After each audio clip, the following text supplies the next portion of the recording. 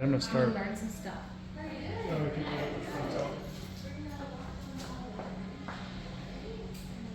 Good? Yep. All right. Welcome and thank you for coming to our discussion on why injuries keep coming back and what you can start to do about it. And what this is going to boil down to in the next 15 to 20 minutes is really a strategic approach at understanding why do we keep getting hurt when we feel like we're doing enough to not get hurt. And for any of us, and I'm sure those of you in the crowd can relate, when you've had old injuries, you feel like you've done rehab and chiropractic and exercises, and why do we just keep having problems show up when we feel like we've done what we should do to get go better?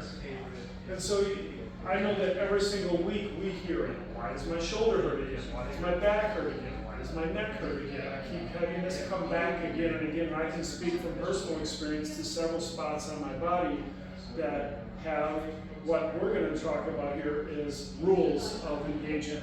And if you can start to understand where your rules come from and where your thresholds are, you're going to start to understand how you can get away with doing more, recovering at a higher level, and hopefully never having these things keep returning. And so most people feel like you get hurt and you go through this injury phase, it gets inflamed, it's irritated, you get it treated, and it's cured. And it goes away, life's perfect, we never see it again.